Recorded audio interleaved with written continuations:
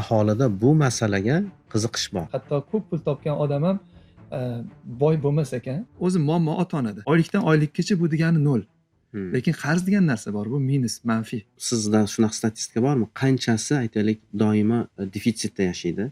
70% aholi qarzda va u ko'payyapti. Kreditlarga ishonib, maoshini hammasini iste'mol qilib yuboradida, sizda qo'rquv yo'qoladida, kambag'al bo'lib qolaman degan. Mana shu qo'rquv yo'qolgandan keyin siz minusga ham iste'mol qilishni boshlaverasiz. Kredit bu pulni sotish-ku. Banklar sotmagan, jalb qilgan ular ham. Jalb qilgandan keyin banklar bankrot bo'lishni boshladi. Kredit bu nima? Ya'ni kredit bo'ladimi, nasiya savdomi, qarzga narsa olib yashash bu kelajakdagi rizqingizni bugun sarf qilishingiz. Inson o'zi qachon qarz olishga shariat nuqtai nazaridan haqli bo'ladi yoki qachon haqqi yo'q? Farqi yo'q. Necha pul topishingizdan qat'iy nazar. Ya'ni misol 5 million topib turib 6 million sarflasangiz ham, 50 million topib turib 60 million sarflasangiz ham bu bankrotlik formulasi. Nega banklar shunaqa qiladi? Undan ko'ra kelib qo'l qo'yib ket o'zing desa bo'lmaydimi degan savolga javob shuki, banklar ham biznesda. Sohibjamol assistent agar unga taklif qilsa ham, u shunga ham xarid qilib qo'yishi mumkin. Biz bir narsa xarid qilganda uni biz hal qilmay qoldik. Kim hal qiladi desangiz, katta kompaniyalarning yuzlab marketologlari. Bolalarni tarbiyalashimizda pul mavzulari haqida qay darajada chuqur, atroflicha gaplashishimiz kerak. Farzandimiz necha yoshdan to'g'ri yashashini xohlasa, o'shancha yoshdan o'rgatish kerak. Ya'ni nima uchun yahudiylar butun moliya bozorlarini boshqaryapti bugungi kunda? Assalomu alaykum, hurmatli tinglovchilar. Bugun biz moliyaviy savodxonlik bo'yicha suhbat qilmoqchimiz. Bugungi mehmonimiz Said Azam aka Xo'jayev. Bu kishi bu sohani ancha yillardan beri o'rganib kelayotgan va o'zlarini kontentlari bilan ijtimoiy tarmoqlarda ancha tanilib qolgan va biz ham o'zimizni Telegram kanalimizda videolar ishlash bo'yicha bir post qo'yganimizda Saidamiz aka bizga taklif bilan aytdilarki, agar yordam kerak bo'lsa, moliyaviy savodxonlik bo'yicha va shunga taalluqli mavzularda sizlarga yordam kerak bo'lsa, hamkorlik qilish kerak bo'lsa, tayyorman dedilar. Biz juda mamnun bo'ldik bunday taklifdan. Katta rahmat sizga, Said Azam aka, kelganingiz uchun, bugun vaqt ajratib kelganingiz uchun juda ham boshimiz ko'kka yetdi va bugun tinglovchilarimizga, bizni kuzatayotganlarga bir qiziqarli suhbat bo'ladi degan umididaman. O'zingiz haqida qisqacha gapirib bersangiz, keyin savollarim bor, ancha yig'ib qo'yganman. Bitta bermoqchi edim. Avvalambor rahmat sizga ham chaqirganingizga. Foydali ilm berish bo'lsa biz doim tayyormiz, doim vaqtimiz bor, Xudoga shukr.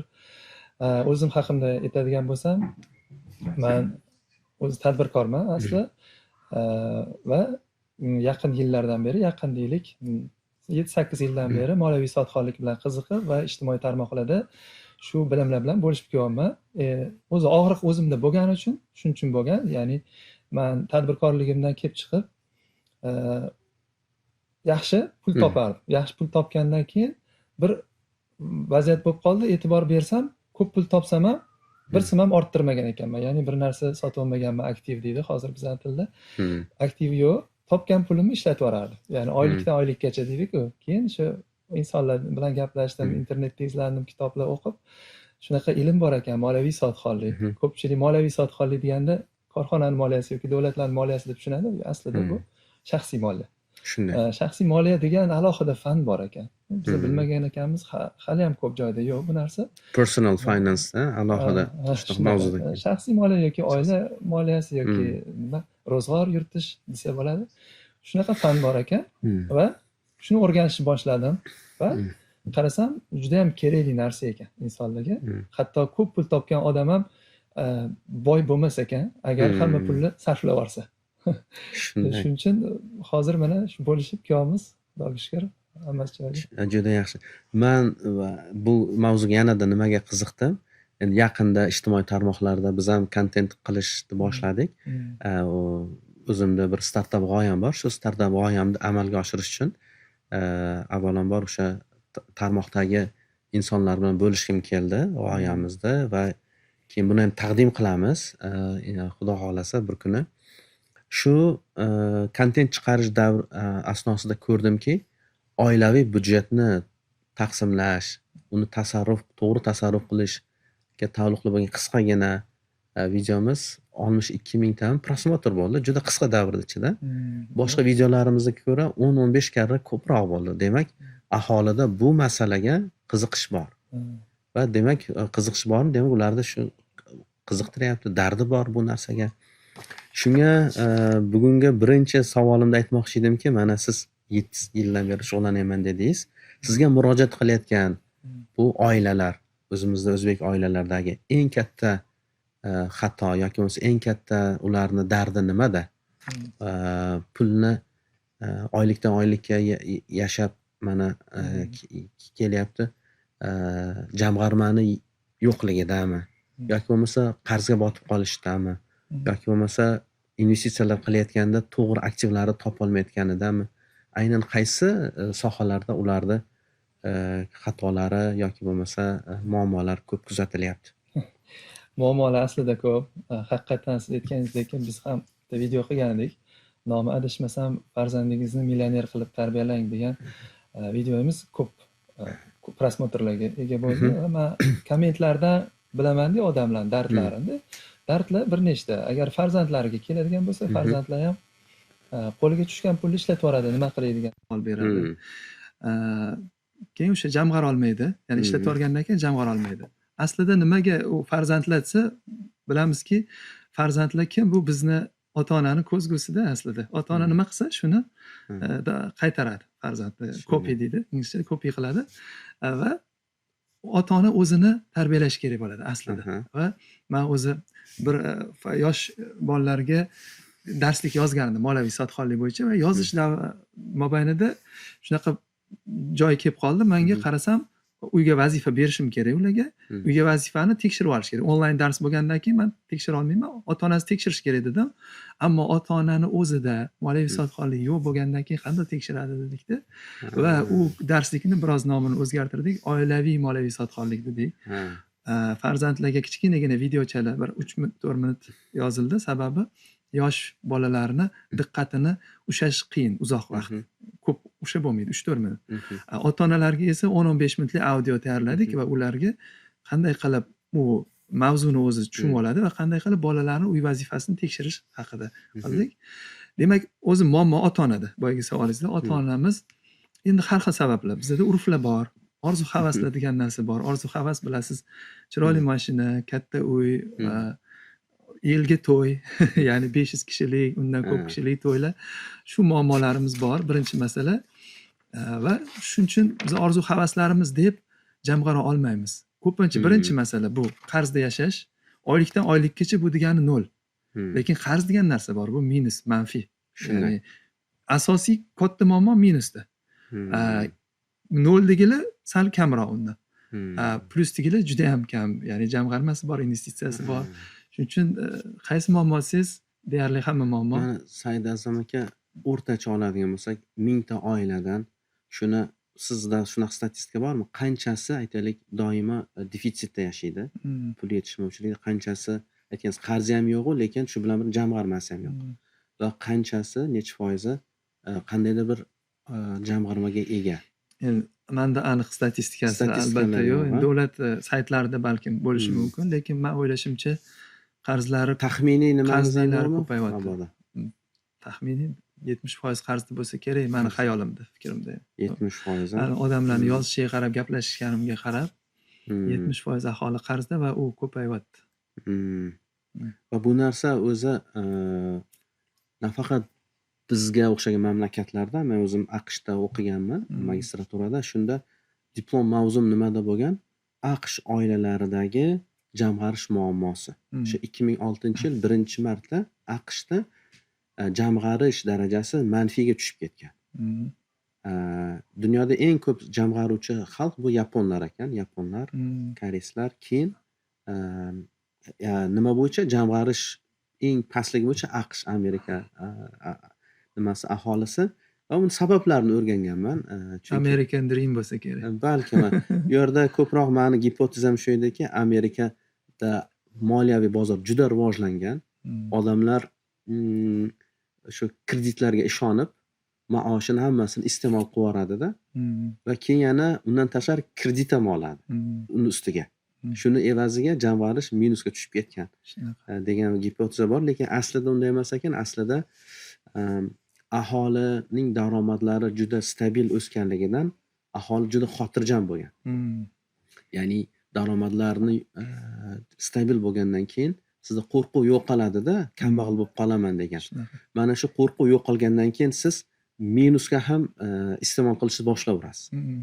Lekin bizda O'zbekistonda ham odamlarda shunaqangi qo'rquv yo'qligidan iste'mol qilishyaptimi yoki bo'lmasa savodsizlikdanmi? Shuni tushunmoqchi edim. Sizni fikrlaringiz.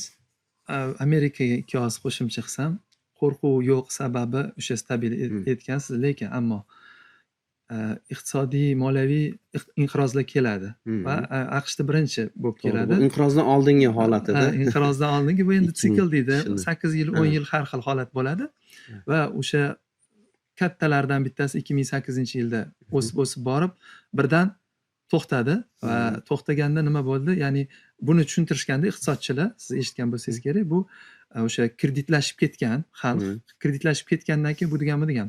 Deylik, ular yilda hisoblaydi endi. Yillik maoshi 100 ming deydi. Oyiga deylik, mayli 10 ming dollar topsa, 10 ming dollarni boshida deylik 10 ming dollar sarflagan, qarasa yopib oldi. Keyin 10 ming 500 sarflagan, amallab yopdi. Keyin 11 ming, 12 ming, 15 ming bo'lib ketgandan keyin yopolmay qoldi ular o'zini kreditlarini va bu birdaniga ko'pchilikda keladi-da. Ko'pchilikda kelgandan keyin nima bo'ladi? Banklarga yopilmadi, banklar ham o'zini pulini sotmagan ularga. Kredit bu pulni sotish-ku. Banklar sotmagan, jalb qilgan ular ham. Jalb qilgandan keyin banklar bankrot bo'lishni boshladi. Banklar bankrot bo'lishni boshlagandan keyin ketdi bu yoq. Ya'ni korxonalar zanjir bankrot, endi qarang, odamlar sotib olmagandan keyin korxonada savdo yo'q bo'lgandan keyin deflyatsiya, narxlar tushadi. Narxlar tushgandan keyin xarajatlarni qisqartirish uchun odamlarni ishdan bo'shatishadi. Odamlar ishdan bo'shatgandan keyin odamlar yana xarajatni qisqartiradi va shunaqa qilib iqtisodiyot qisqarib bitta krizis keladi. Bu baribir AQShda ham shunaqa va bu juda ham yomon madaniyat deb o'ylayman. Bizda ham shu narsa keldi, ya'ni biz hozir yomon madaniyat deganda siz mana qarzga yashash. Ya'ni madaniyat. mana menga osongina kredit beryapti-ku banklar. Yoki bo'lmasa mani oyliklarim hammasi yaxshi. Любое время xohlagan vaqtim qarzlarimni yopib yuboraman degan xayol bilan olaveradi. Shu madaniyat. To'g'ri. Menda bitta ko'p qaytarib gapiradigan narsam bor. Kredit bu nima? Ya'ni kredit bo'ladimi? Nasiya savdomi, qarzga narsa olib yashash bu kelajakdagi rizqingizni bugun sarf qilishingiz. Ya'ni shunaqa-ku. Aslida men qarzga yashasam doim, men degan kelajakda ishlashim mumkin bo'lgan pulni bugun ishlataman degani. Endi bitta videoyimda savol unaqa dedimda, kelajakdagi rizqimizni bugun ishlatar ekanmiz.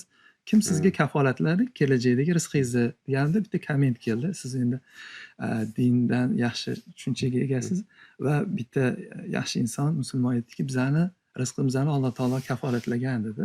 Va shunga ikki og'iz bir javob xohlardim agar ulamodan nima degani, ya'ni kelajakda rizqingizni kim kafolatladiki, siz bugun sarflab yuborasiz. Noto'g'ri dedimda. Alloh taolo kafolatlagan-ku deydi. Shunga nima deb javob bersa bo'lardi? Xudo xolasa buni siz meni chaqirasiz-ku podkast qilishga. O'shanda javob beradi bo'ladi. Unga fikrimni bo'lmasa bildirayki, Alloh taolo bizga hayot bo'lsak kafolatlagan. Ya'ni men kelajakda shunday qarzimni yopishim uchun o'shancha kun yashaymanmi yo'qmi? Bilmayman. Birinchi masala. Ikkinchi masala, Alloh taolo kafolatlagan bo'lsa, aniq shuncha pulni kafolatlaman-ku. Bugun 10 million so'mni ishlatsam, 100% 10 million so'm keladi deb Alloh taolo menimcha kafolatlamagan. Shunaqa javob berdim endi men.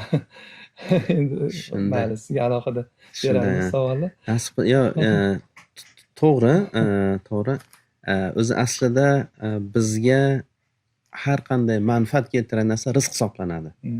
U bizni kasbimiz bilan kelgan pul bo'lsin yoki birovdan qarzga pul oldik, mana shuni ham biz o'zimizga iste'mol qilsak rizq hisoblanaveradi. Shu qarzga olgan narsa ham bizning mulkimizga aylanadi-da. Qarz shunisi bilan boshqa narsalardan ajralib turadi. Birovni, misol uchun, birovni sizga bergan omonat puli Hmm. u boshqa narsa. Ha. Lekin birovdan qarz deb oldingiz u boshqa narsa. Qarz deb olgan narsangiz sizni mulkingizga aylanadi. Ha. Uni iste'mol qilaverasiz. Ha. Faqat kelajakda qaytarib beradi. Lekin birov sizga pul berdi, omonat deb berdi-ku, uni ishlata olmaysiz. Ha. U sizga rizq bo'lmaslik kerak aslida. Ha. Uni ham agar tajovuz qilib yeb qo'ysangiz, u ham rizq bo'ladi. Ha. Chunki bizni e'tiqodimizda shundayda haligi. Mayli, buni yana hali gaplashamiz. Demak, umumiy xulosa qiladigan bo'lsak, har bir iste'mol qila olgan narsam bu meni rizqim, qarz bo'ladimi boshqa? Shunday. Ammo u qarzni yopa olamanmi degan savol turishadi. Bu alohida masala. Xudo xolasa agar uni yaxshi niyatda olgan bo'lsangiz, biz qarzni qaysi holatlarda olsa bo'ladi degan bir kichkina video nimalar ham chiqargandik. Inshaalloh ularda ham shu masalalarni qilmoqchimiz, chunki inson o'zi qachon qarz olishga shariat nuqtai nazaridan haqli bo'ladi yoki qachon haqqi yo'q. Ularni ham qisqacha aytdik, lekin kengroq mavzuli gapirish niyatimiz bor. Misol uchun qarz berarkan menga banklar deb olaverish to'g'ri bo'lmaydi o'zi aslida. Agar unga zarurat bo'lmasa, unga o'sha boshqa hayoti taqozo qilmasa to'g'ri bo'lmaydi. Boyagi savolingizga bizani jamiyatda g'arbdan endi bizga kelyapti. Ya'ni bizda hozir kapitalizm to'g'ri deb e'lon qilingan edi. Kapitalizm anaqasiga o'tganmiz biz. O'tganimizga ancha yil bo'ldi. O'sha mustaqillik bo'lgandan beri va hozir ya'ni yangi O'zbekiston degan nomlashganda juda ham qattiq rivojlanish keldi bizga va qattiq rivojlanish kelganda yaxshi narsalari bilan birgalikda yomon narsalari ham keladi. Meni fikrimcha bu qarzga yashash yomon, sababi moliyaviy sodxonlik shariatni hozir gapirmay tursak, moliyaviy sodxonlikda 3 ta formulaga bo'lamiz biz. Bankrotlik formulasi, kambag'allik formulasi va boylik formulasi. Bankrotlik formulasi degani bu degani o'sha qarzga yashash.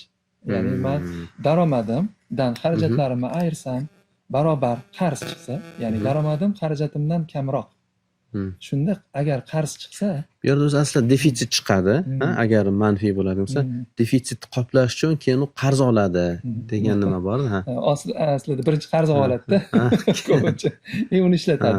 Shunda e'tibor bergan bo'lsa, agar mana bizani tomoshabinlar agar e'tibor bersanglar, sizlarda doim shu narsa bo'layotgan bo'lsa, ya'ni qarz uzilmayotgan bo'lsa, demak bilingki bu bankrotlik formulasi bo'yicha yashayapti. Farqi yo'q, necha pul topishingizdan qat'iy nazar. Ya'ni misol 5 million topib turib 6 million sarflasangiz ham, 50 million topib turib 60 million sarflasangiz ham bu bankrotlik formulasi. Ya'ni daromadingiz qanchaligi emas muhim. Daromadingiz xarajatingizga nisbati qanaqaligi muhimda. Agar teng bo'lsa, ikkalasi bu kambag'allik formulasi. Lekin bu ya'ni bankrotlikdan sal yaxshiroq. Har holda topgan pulni ishlatyapti inson. Demak, o'sha madaniyat bizga kirib kelyapti shu narsa. Banklar bu raqobat. Banklar mana yaqinda bugun mana o'qidim, komment yozishdi. Bugun meni videoyimga aytdiki, nega banklar hozir firibgarlar haqida video chiqargandim. Firibgarlar e'tibor bersangiz, birovning nomiga kredit olyapti, onlayn kredit chiqqandan keyin. Yo'llarini qilib, aldab insonlarni nomiga olyapti. Odamlarning nomiga chiqqan limitdan foydalanadi-da, o'sha limit doirasida qarz oladi boshqalardan. Endi firibgarlarda mana bunaqada sizga telefon qiladi. Men bankdanman deydi, nimadir aldab pasport olib, rasmlarni oladida, amallab nomingizga kredit oladi. Shu haqida video aytdi. Firibgarlar haqida shu narsani qilmaylar deb bir o'rgatgandim. Va o'sha yerda bittasi komment yozdi. Juda ham muhim komment edi. Aytdiki, nega banklar shunaqa qiladi? Undan ko'ra kelib qo'l qo'yib ket o'zing desa bo'lmaydimi degan savolga javob shuki, banklar ham biznesda. Biznes bo'lgandan keyin kelib qo'l qo'yib ketadigan inson kamroqda, onlayn tezroq kredit berib yuborsa, ko'proq foyda qiladi. Banklar shunaqa to'g'ri tushunish kerak, biznes. Demak, unaqa bo'lsa, qanchalik kredit olish oson bo'lsa, shunchalik biza qarzga botishimiz ehtimoli ko'p. Va deylik, nasiya savdoda ham hozir mana порочный круг deydi rus tilida. Parok, ya'ni biz порочный круг o'zbekchada qandoq? Ya'ni bir-biriga bog'liq narsa. Misol, nasiya savdoga qandoq kelib qoldik shu kunda?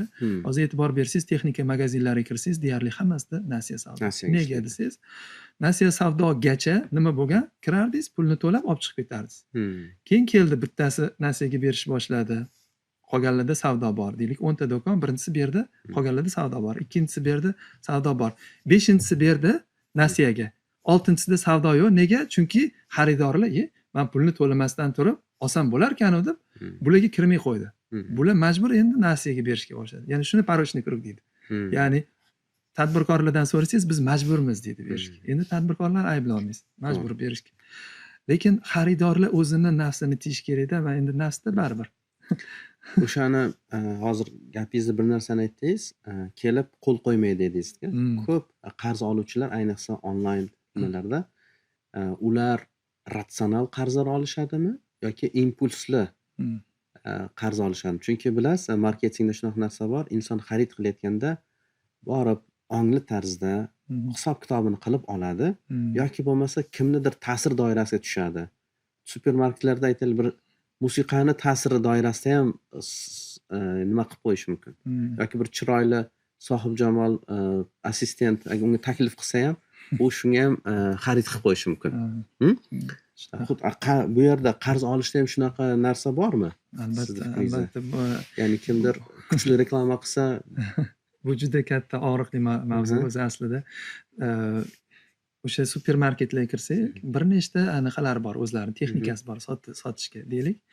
Aravacha nimaga aytsa, aravaga solganda, 2-3 ta narsa solganda insonni psixologiyasida shunaqa ekan, to'ldirgisi kelar ekanda uni. Shuning uchun aravani sal kattaroq qilganda ham savdo oshar ekan. Bilasizmi, ana bir mashhur narsa bor edi.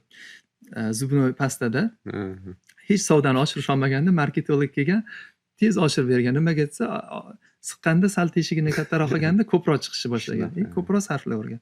Ya'ni bu bitta masala. Ikkinchisi siz musiqa.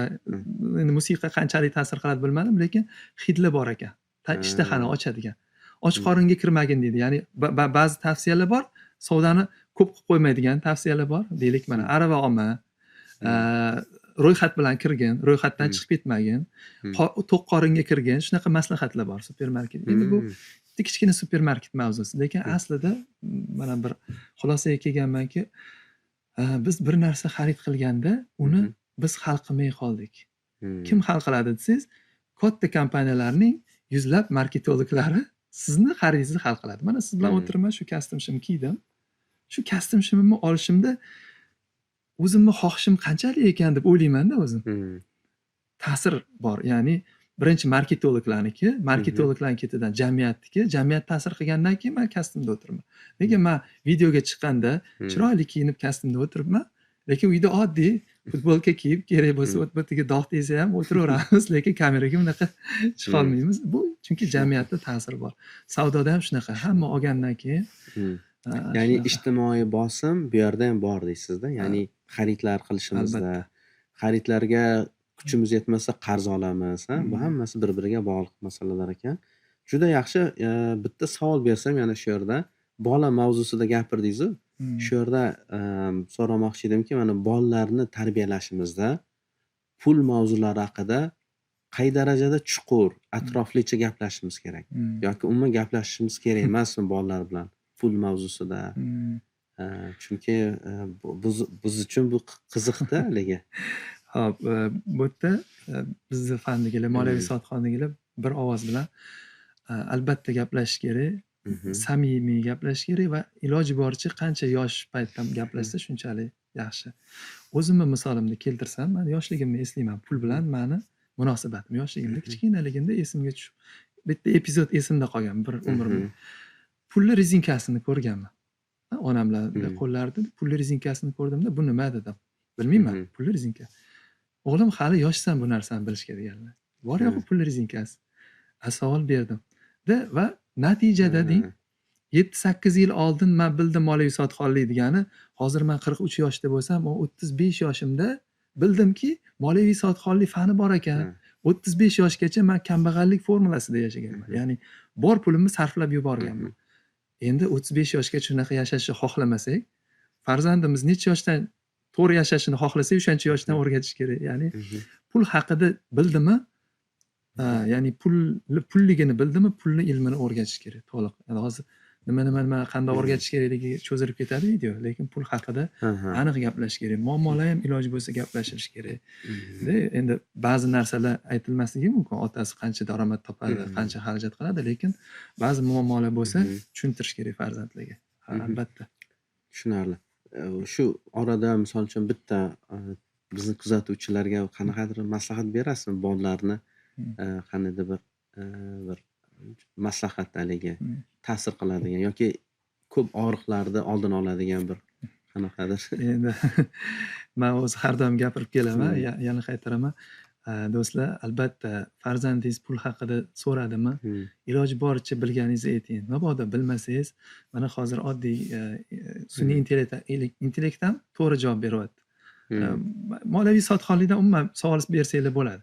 Ya'ni diniy masalalarda adashish mumkin, lekin moliyaviy sotqinlikda man shu vaqtgacha gaplashgan narsalarimda umuman adashmadi, balki men ham yangi ilmlar oldim va bilmagan narsangizni o'rgatsangiz bo'ladi va albatta farzandga o'rgatish kerak. Keyin o'zini puli ham bo'lishi kerak farzandda. O'zini pulini maktabga borganda cho'ntak pulini bering, cho'ntak pulini boshqarishni o'rgating. Bilmasangiz yana qanday boshqarishni o'rganing va o'rgating. Albatta shunaqa. Juda yaxshi. Mana shu YouTube'da bir yaqinda yahudiylarni haqida bir video ko'rib qoldim. Ya'ni nima uchun yahudiylar butun moliya bozorlarini boshqaryapti bugungi kunda? Va investitsion bozorlarda ham ular juda faol.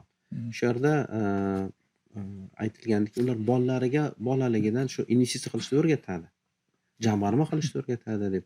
Shuning uchun men aytdimki, demak, biz ham bunga balkim jiddiyroq qarashimiz kerakdir degan ma'noda nima qildim. Demak, bu tasdiqlangan narsa, bolalarga buni qiziqtirsak bo'ladi. Ya'ni, yaxshi. Endi mana shu oila haqida gapiryapmiz. Oila haqida gapirganda biz oilalarda tinchligi, oilalarning barqarorligini ko'p nima qilyapmiz? Bosh qotiryapmiz. Qanday qilsak ajrimlar ko'paymaydi, mustahkam bo'ladi. Shu ajrimlar, nizolar, kelishmovchiliklarning aksariyati, bilmadim qay darajada aksariyati, lekin pul masalasi ham bor-da u yerda. Albatta bor. Pul masalasi bor. Mana shu oilada er-xotin o'rtasida yoki ota va farzandlar o'rtasida kelishmovchiliklar bo'lmasligi uchun qandaydir qoidalar bormi? Moliyaviy savodxonlik o'rgatadigan mutaxassislar qandaydir qoidalar, bir tamoyillar ishlab chiqqanmi shu bo'yicha? Endi qarang, bu deylik oilada pul deb ajrashish muammosi bor narsa, lekin o'zi umuman olganda ajrashish emas, pul deb o'zi muammolar deganda bir nechta maslahat bor. Ya'ni mana kechaginda yangi yilda yangi men degan mavzuda video oldim, hali montaj bo'lib chiqmadi, chiqib qoladi. Yangi yilda yangi men, biza har gal yangi men degan. Yangi men, yangilangan men. Yaxshi tarafga yangilangan. U yerda shunaqa mavzu ko'tardimki, biz har yili yangi yilga maqsadlar qo'yamiz, nega erishmaymiz, qanday erishamiz degan ma'noda gapirgandim va ozgina 3-4 ta maslahat berib ketdim moliyaviy sotqinlikdan, umumiy hammaga to'g'ri keladigan. Birinchi masalasi, xarajatlarni kontrol qilishni o'rganish kerak inson. Birinchi masalada. Kontrol degani xarajatlarni birinchi aniqlash kerak. Ya'ni aniqlash kerak degani yozib yurish kerak. Xudoga shukr, hozirgi kunda ilovalar ko'p, yangi ilovalar chiqib ketgan, sun'iy intellekt yordamida. Ya'ni meni yaqinlarim, tanishlarim, shogirdlarim ba'zilari xarajat yozib yurishni boshladi o'rgatgandan keyin bir vaqtdan keyin to'xtatib qo'yishdi. Nimaga to'xtatdinglar desam, u ish ekan bu ham dedi. Har bitta xarajatni olib yozib yurish, ya'ni ilova bo'lsa ham unga kirdim, yozib qo'ydim. Xarajat uni qildim, bir kunda 5 ta xarajat qilsam hammasini yozamanmi deb erinishdi.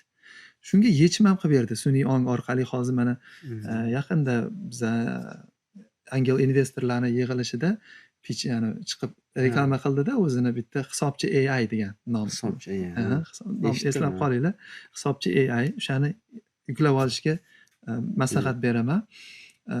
U yerda ovozli qilib qo'yibdi. Shunda Telegram bot ulagan unga, ilovaga botni ochib turib, men korzinkaga kirib 300 ming xarajat qilib chiqdim deb yozsa, o'zi u ilovaga yozib, yana anaqaga ro'zg'or belgisiga, ya'ni bizda xarajatlar-ku, mana ro'zg'or bor, kiyim-kechak bor, kategoriyalarga bo'lingan. o'zi bo'lib yoradi. O'zi bo'ladi. Men korzinkaga kirib anaqa qildim, xarajat qilib chiqdim desa, o'sha kategoriyaga qo'yib qo'yadi. Shunaqangi aqlli bo'lib ketdi, shunaqangi oson bo'lib ketdi. Shuning uchun erinish kerak emas, o'sha ilovani olish kerak, yuklab ishlatish kerak. Birinchi xarajat. Keyin daromad oshirish ustida ishlash kerak. Endi u ozgina ilmi bor, endi uni o'rganish kerak. Kitoblarni, boshqalarni, bizda darslarimiz bor.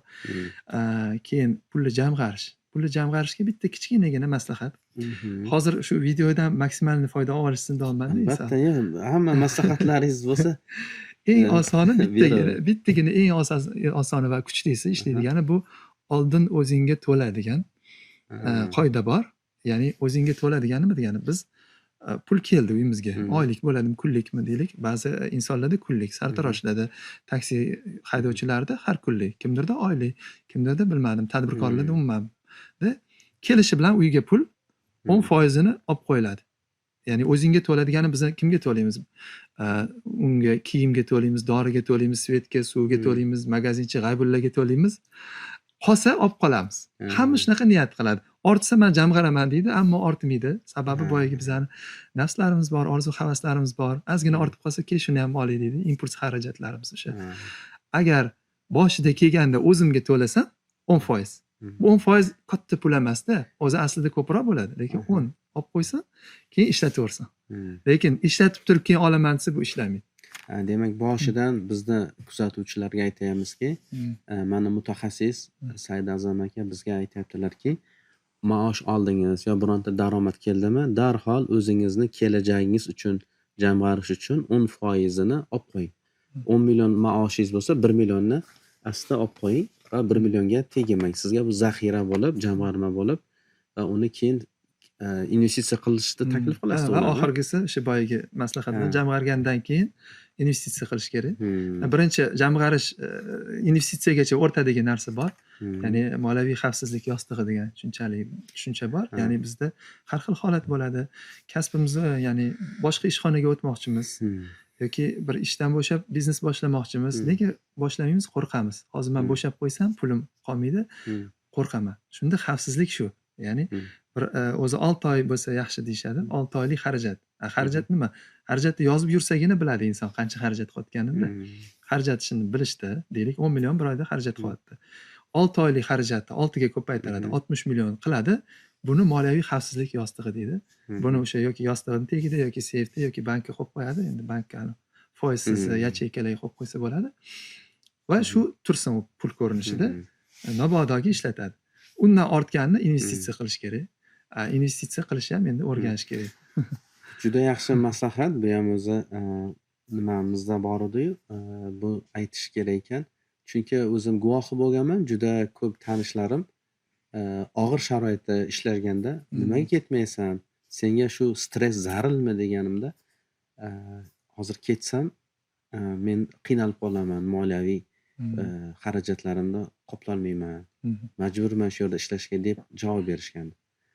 Lekin siz aytganingizdek bir tranzit qilish uchun, bir ishdan ikkinchi yaxshiroq ishga o'tish uchun 6 oy unga kerak bo'lsa, aynan shu muammoga aynan yechim. shu muammo juda yaxshi bu ham maslahat bo'ldi. Ya'ni Ham o'sha stressga ham yechim. Stresslarga yechim ekan, juda zo'r ekan. Va inson mustaqil qaror qabul qilishga o'sha zaxira puli yordam beradi. Bilasan, ota-bobomiz oldin beling mustahkam bo'lsin derdi va oltin tangalar beliga bog'lab berishgan. Sababi o'sha inson belida nimani his qilsa, oltin borligini, o'zi gaplari dadil bo'lgan, qarorlari ham dadil bo'lgan. Shu joyda ozgina tomoshabinlarga latifaga o'xshagan narsa aytib bersam. O'zi latifa emas. Men eshitganim bir yoshidek bir 15 yil oldin tadbirkorliklar endi boshlaganimizda katta tadbirkor aka aytib berardi, pul dedi, bu juda kuchli narsa dedi. Qanaqasi kuchli desam, mana meni ukalarim O'rizorda savdo qilardi dedi. O'rizor u paytda ochiq bozorida unaqa do'konlar bo'linmagan edi. Salqin qishda sovuq edi, juda ham sovuq edi. Shikoyat qilar ekan akasiga, aka muzlab ketdik desa, isitish yo'lini bilmasa, yo'q desa, oyoq kiyiming tagiga, patay o'rniga bunisiga $100, bunisiga $100 qo'ysang, issiqni ko'rasan. Boy belga o'xshagan narsa. Juda ajoyib. Hazillar. Juda yaxshi. Yana oilaga taalluqli bir savol bersam, oilani budjetini umumiy qilgan yaxshimi er-xotin yoki ikkalasi alohida tutgani yaxshimi? Nima deb o'ylaysiz? Aslida umumiy bo'lsa yaxshi deb bilaman. Erkak kishi uyga olib keladi, ayol kishi uni saqlaydi. Ayollar, endi meni tajribamda shunaqa, bizning oilamizda ota-onamda shunaqa edi. otam olib kelardilar, onamni juda ham saqlashga usta edilar. Hmm. Va ya'ni bizada pul bilan oilada muammo bo'lmasdi. Faqatgina shu moliyaviy savodxonlik yo'q edi. Farzandlarga o'rgatish olishmagan. Ammo mana shu sabab bo'lmagan. Endi bu ham to'g'ri deb o'ylayman o'zi. Oilaviy majlis degan tushuncha bor ekan. Shunda men bir dars bergan edim. Ya'ni oilaviy majlisda qanaqa bo'lar ekan? Majlisga tayinlanishdan oldin farzandlar necha yosh bo'lishidan qat'iy nazar xohishlarini, orzularini, maqsadlarini yozadi. Hamma. Ya'ni majlisgacha yozib oladi. Erkak ham, oila davrasida hali majlisdan oldin nima bo'lyapti? Topshiriq beradi. Anaqa uyi anaqasi boshlig'i erkak hammaga topshiriq beradi. Sizlar orzularingizni, xohishlaringizni, kelajagingizni yozing. Nima xohlaysiz? Ayoli ham, farzandlari ham o'zi ham yozib keladi va o'rtaga tashlashadi majlisda. Tashlaganda hamma bir-birini tanib oladi. Aslida biz o'ylaymiz, taniymiz deb o'ylaymiz. Hatto ba'zida xotinni tanimasligi mumkin orzularida. Birinchidan bu oila bir-birini taniydi, tanigandan keyin jipslashtiradi. Muhabbat oshadi, tushunish oshadi va o'sha yer o'zida moliyaviy masalalar bo'ladi. Ya'ni demak orzularim, xohishlarim shumi? Deylik, erkak qanaqadir rejasi bor. Men Toshkentda yashamasa Toshkentga ko'chish niyatim bor. Yoki Toshkentda bo'lsa bir chekkada bo'lsa markazga ko'chish niyatim bor. Shunga pul yig'yapman. Ayoli ham birgalikda bunga va farzandlar ham buni bilib tursa, demak hammasini maqsadi bitta bo'ladi oila. Juda ham muhim narsa ekan bu narsa. Men oxirgi paytda oila mavzusiga ko'proq kirishga harakat qilyapman-da. Chunki muammo shuki, farzandlar kattalarni tushunmaydi, kattalar farzandni tushunmaydi degan g'oya bor, bilasizlar biza. Sizlar yoshlar hech narsa bilmaysizlar, sizlar kattalar eskicha o'ylaysizlar. Nega? Men o'ylayman, sababi gaplashmagandan ekan. Aslida bir-birimizdan tanimas ekanmiz. Savol javob qilish kerak ekanda. Endi oilaviy majlisda bir mavzular ko'p, hozir gaplashsak ko'p. Shu agar maqsadlarimizni, rejalarimizni bilsak bir-birimizdan keyin, shunda tushunamizda. Farzand nimadir xohlaydi, kelajakdagi kasbini, kelajakdagi uyini, shunaqa. To'g'ri, jamoa bo'lib ishlashda asosiy nimalardan biri, tamoyillardan biri jamoadagi insonlarni, a'zolarni maqsadlari uyg'un bo'lishi kerak. Common shares deydi, ya'ni nima common goals deymiz, ya'ni yoki shared goals deymizmi to'g'rirog'i, ya'ni maqsadlarda hamsherik bo'lish kerak. Nimada? O maqsadlarda. Siz aytganingizdek, agar oila qo'ysaki, maqsad siz aytganingizdek 3 xonali ko'p qavatli kvartiradan bir bog'chasi bor, bir suv oqadigan bir yaxshiroq hovliga ko'chishimiz kerak degan maqsad qo'ysa, hamma shunga nima bo'ladi-da? Bosh-qosh bo'ladi. Ertaga katta xarajatlarni qilishdan tiyilib turadi farzandlar ham. Otam misol uchun o'sha yerni olsinlar, uy qurib olsinlar degan bir-birlariga ko'makchi bo'ladi. Bu yaxshi nima aytdingiz buni ham? Farzandlarni ham orzusi chiqsa, deylik, otada qaysidir farzand uchun falon kasb yaxshi deb xayolida bo'lsa, ammo farzandda boshqa xayol bo'lsa, uni ham tushunib olishadi bir-birini. Ota aytadi, balki o'zini argumentlarini aytadiki, bu kasb yaxshi emasmi farzandim desa, "Yo dada, men buni xohlayapman, sababi bu" deydi. Agar u kasb, endi bola noto'g'ri kasb tanlab qo'yishi mumkin, chunki uni anaqasi yo'q, tajribasi yo'q. Agar noto'g'ri kasb bo'lsa, ota tushuntirib bera oladi-da. Farzand bunaqa kelajakda bu kasb bunaqa bo'lishi mumkin deb tushuntira oladi. Lekin u uni ichida bo'lsa, bu buni ichida bo'lsa, bir-biri bilan gaplashmasa, u ham muammo. Shunga yarasha xarajatni reja qilib qo'yishadi. Falon universitetga sizni o'qishga beramiz deb. Balki farzandini kasbi yoqar. Ota, yaxshi, shuni xohlayapsizmi? Bo'ldi. Bu universitet bu yerda bunaqa ekan narx. Demak, biz bunga alohida byudjet ajratishimiz kerak. Shunaqa narsalar bo'ladi. Juda yaxshi. Xo'p, oilalarga jamg'arishga aytaylik, jamg'arishni eplayotgan oilalarga nimalarga investitsiya qilishni tavsiya qilgan bo'lardingiz? Maslahat bergan bo'lardingiz? Investitsiyada birinchi qoida bor, bilasiz. Hech qachon pulingni yo'qotma degan qoida bor. Ammo investitsiya shu narsaki, aslida mana balki hamma ham tushunmasa, ikki oz tez aytaman. Ikki xil daromad yo'li bor. Ya'ni siz o'zingizni xizmatingiz bilan, ilmingiz bilan, bilimingiz bilan, vaqtingiz bilan sarflaganingiz bu aktiv daromad. Ya'ni men ishxonamga borib pul topaman. Bu bitta daromad. Ikkinchi daromad, mani pulim men uchun qayerdadir pul topadi. Buni investitsiya deydi. Uni siz tushunasiz. Endi boshidan aytib ketolmayman, hammaga tushunarli bo'lishi. Endi o'sha orttirib qo'ygan pulimizni qayerga tikamiz degani, investitsiya degani birinchi o'rinda bu pulingizni risk qilishingiz aslida baribir. Yoki pulni yo'qotib qo'yish riski yoki daromad qila olmaslik riski. Ikkita risk bor-da endi. Ba'zida yo'qotmasam ham o'zi qoldi-ku deydi, lekin boshqa joyga tikkan edi, balkim foyda ham qilardi. Shuning uchun mana shu ikkita riskdan qochish uchun nima qilish kerak deganda, uni ilmini albatta o'rganish kerak. Hozir men bironta joyga pul tikinglar, ko'chmas mulkka pul tikinglar desam, to'g'ri tikib ketish noto'g'ri.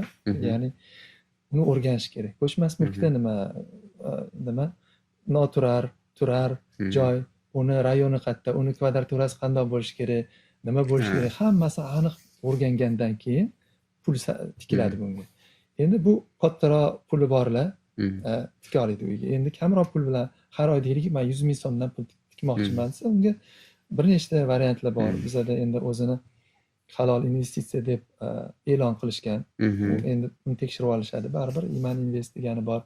Hozir Asahi degan korxona ham boshlagan. Undan tashqari Way2 bor.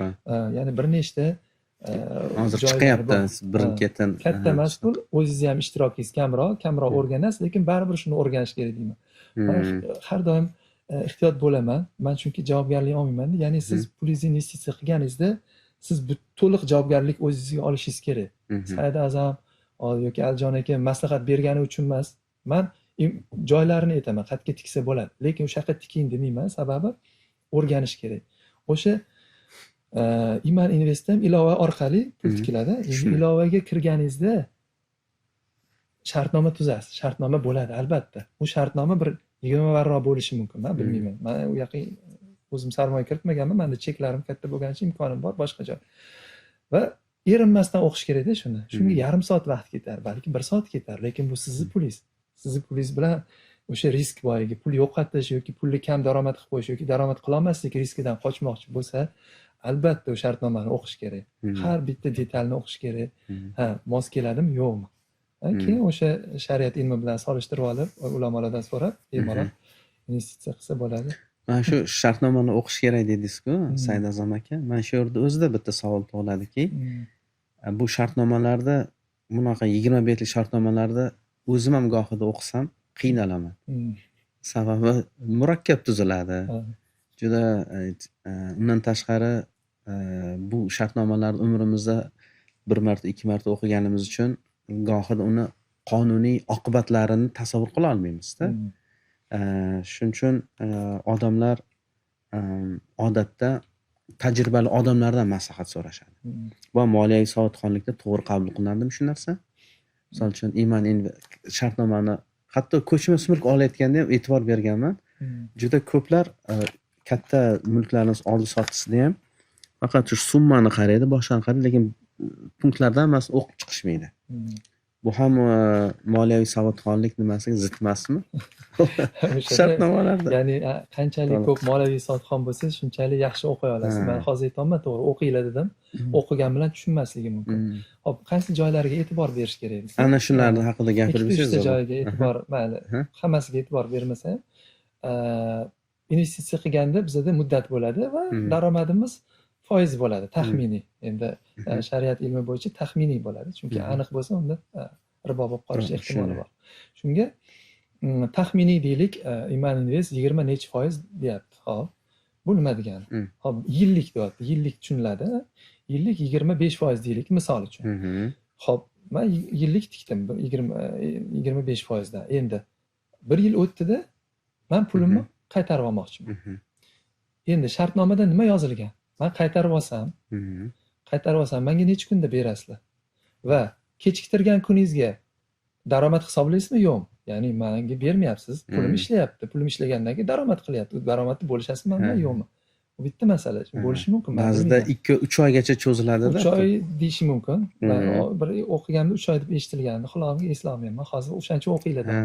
3 oy bo'lsa, bu degani men 12 oyda men daromadimni oldim 25%.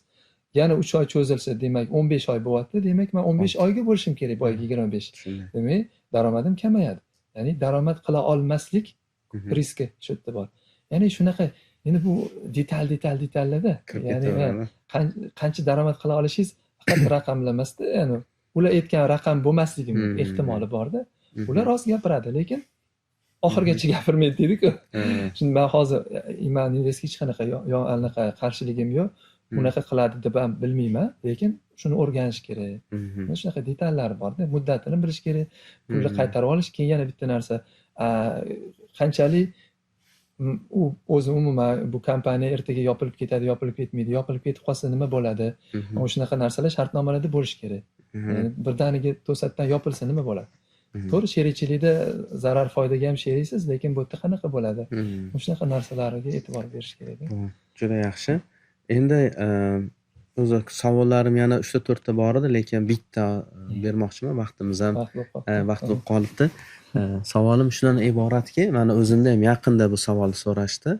Ya'ni bir inson, ya'ni o'zimga yaqin bir insonlardan biri uyini sotmoqchi va tushgan pulga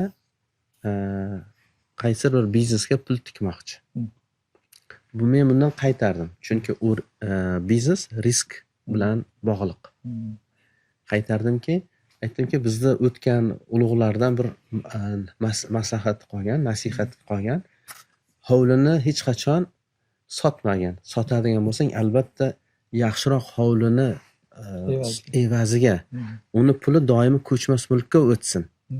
Chunki vatansiz qolib ketma, ya'ni boyib ketaman, tezda boyib ketaman degan talvasada hovlingdan ayrilib qolma degan ma'noda shunaqa o'git kelgan. Va bu o'gitni biz aytib turamiz. Shunaqangi o'gitlar, mana katta xaridlar qiladi insonlar, shunaqa yana qanaqa o'gitlardan bir foydalansak bo'ladi sizni tajribangizda? Hozir endi uy haqida hech qanaqa komment bermay qo'yavering. Mayli, uni to'ldirsangiz yanada yaxshi. Men qo'shilaman fikringizga. Hech qachon o'zi yashab turgan uyiga hech qachon investitsiya ham, biznesga ham tikish kerak emas. Kerak emas. Endi qanaqa yana o'gitlar bor? Bilmasam. Misol uchun kattaroq aytaylik markab oladi kimlardir, mashina oladi. Aytaylik hozir oilalarda 2-3 talab mashina bo'lishligi normal holatga aylandi. Keyin mana shaharlarda probka ko'p bo'lyapti. Odamlar baribir yaxshi ko'radi qimmat mashinalarni, nimalarni. Ya'ni agar bironta bilsangiz o'gitlardan bir maslahatni yaxshi bo'lardi. Xo'p, unda yakun qilib bir men har doim maslahat beradiganim insonlarga moliyaviy madaniyatingizni oshiring deyman. Moliyaviy madaniyat degani har pulli masalalarda hisob kitob qilishga erinmang deyman. Hisob kitob qilib ko'ring har doim. Ya'ni yaxshi markab haydamoqchimisiz, yaxshi uyda yashamoqchimisiz, bu juda ham yaxshi narsa. Ammo imkoniyatingizdan kelib chiqing. Ya'ni o'sha qarzga emas yoki butun ishlab topgan puliga emas. Ya'ni boyga yetgan formulalarim bu nomi formula, bir murakkab deyiladi. O'zi oddiy narsa. Formula mana boy yana eslaymiz. Agar xarajatimiz daromadimizdan ko'p bo'lsa, bu biz bankrotlikka olib keladi. Bu yaxshi emas. Ya'ni boygi narsaga, ya'ni biza katta markabmi, yaxshi uy xohlayapmizmi, lekin qarzi evaziga bo'lsa, bu noto'g'ri. Keyingisi, daromadimiz xarajatimizga teng bo'lsa, bu ham noto'g'ri. Ya'ni men topgan pulimga hammasiga mashina oladigan bo'lsam yoki yig'ib hammasiga mashina olsam, bu ham noto'g'ri. Va faqatgina boylik formulasi bu nima? Daromadingiz xarajatingizdan ko'proq va ko'proq pulni ortganini investitsiya qilasiz va shu orqali pul ko'paytirasiz. Endi yaqinda bitta inson bilan ko'rishib qoldim, tanib qoldilar-da, meni ko'chada ko'rishdi, savol berdilar. Men dedilar, sizni videolaringizni, audiolaringizni ko'rib investitsiya qilishni boshladim. Rahmat, oldin faqat xarajatda edim, lekin bitta muammo bo'lyapti. Nima desam, umuman xarajatlarni siqib tashladim-da, hamma orttirib ko'proq investitsiya qilay dedim. Bu to'g'rimi dedilar. Men aytdim, shu holatda siz o'zingizni qanaqa his qilyapsiz? Baxtlimi, baxtsizmi desam, baxtsiz dedilar. Ha, shunda-da gap dedim. Ya'ni bitta muhim joyi bor. Biz albatta hamma pulni investitsiya qilaversak, o'zimizga xarajat qilmay qo'ysak, siqib tashlasak, baxtsizlashamiz. Ya'ni hamma yoqdan siqyapmiz. Eng arzon ovqat, eng arzon kiyim, eng arzon mashina bo'lsa, hayotimiz eng Mehmon ham arzon. kutmaydi. Men o'zi mehmonga ham bormaydi. Shunaqa bo'ladida. Ha, Hayot sifatsizlashib ketadi. ha. Ya'ni Hmm. uni balansini bilish kerak. Albatta biz ko'proq daromad qilishni boshladikmi, Mhm, xarajat ham qilaylik o'zimizga, lekin ozgina orttirib qo'yaylik. Ozgina yig'ishga orttirish kerakda. mhm, Ya'ni chiroyli yashash kerak deb o'ylayman. Chiroyli, yaxshi, qimmat yashash kerak. Uning uchun daromadni oshirish kerak. Daromad oshirish yo'llarini bilish kerak. mhm, Mutaxassis ustida ishlash kerak. mhm. Ko'pdan tagi, ya'ni muhimi, asosiysi hisob-kitob bilan yashash kerak inson. Hisob-kitob bilan. Juda yaxshi. Katta rahmat Said A'zam aka bizni taklifimizga labbay deb kelganingiz va shuncha bilimlaringiz bilan ulashganingiz uchun. Kelajakda siz bilan yana podkastlar ishlab qolamiz degan Alloh xohlasa. niyatimiz bor. Siz aytgan o'sha oila, shaxsiy rivojlanish sohalarida ham mana izlanishlar qilayotgan ekansiz. Bu juda qiziq. Ular ham moliyaviy savodxonlikdan tashqari. Inshaalloh kelajakda yana mana shunaqangi mazmunli suhbatlar qilishni kutib qolamiz sizdan. Katta rahmat. Rahmat. Alloh rozi bo'lsin. Sog' bo'ling. Rahmat. Mayli. Mana hozir hozir esimizga tushib qoldi. Bu yoqqa kelganda Aljon akamga shu ikkita narsani sovg'a qilgandik. Bizlarning produktlar yangi. E'lon ham hali qilmadik. Ya'ni mana sizda e'lon bo'lib ketadi. Xudo xohlasa. Juda yaxshi. Qaysi video Alloh borishi barakali chiqsa qilsin. bu mana pul o'yini. Boyagi savolingizga, oilada qanday qilib shuni qilsa bo'ladi? Ya'ni ota-ona ham, farzandlar ham ba'zida moliyaviy sodxonligi kam bo'lsa, mana shu savollar, bu yerda 100 ta savol, har xil mavzularda ichida buni ochsangiz, shuni kartalar chiqadi. Ranglari har xil, mana e'tibor bersanglar, har bitta rangi har xilligini sababi bu mavzular. Old tarafda mavzuda, orqasida mana savollar. Mana shuni savol-javob qilish orqali insonlarda bilim paydo bo'ladi. Bu endi faqat oila davrasida emas, juda ham har xil davralarda. Mana e'tibor berganmisizlar?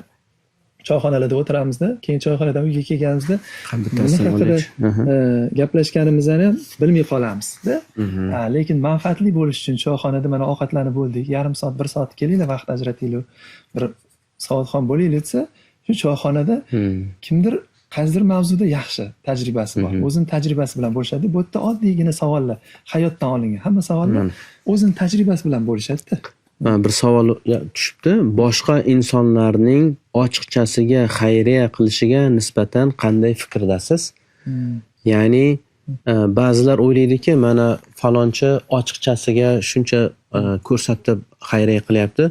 U riyokor deb nimalar aytishi mumkin, uni tanqid qilish mumkin. Kimdir aytadi, "Yo'q, u riyokorlik uchun emas, balki bu inson ko'plarga motivatsiya beryapti, rag'batlantiryapti, o'zi ibrat bo'lyapti va boshqalarni ham shunday ish tutishga undayapti. Bu yaxshi ish qilyapti" degan ba'zida shunday bahsli suhbatlarni ham eshitib qolamiz. Ilmliroq inson bo'lsa orada aytadi, qaysi holatda bekitib qilgan yaxshi, qaysi holatda ochib. Biz ko'p o'ynadik, bu savol ham ko'p chiqdi. Savol ham ko'p chiqdi. Yaxshi javoblar oldim, men ham bilib oldim ko'p narsani. Zo'r ekan. Har xil davrada bo'lamiz. Ba'zilari team buildinglar bo'ladi, treninglar bo'ladi, shularning orasida ham o'ynaganda HR'lar ham juda ham foydali narsalar. Zo'r ekan. Katta rahmat.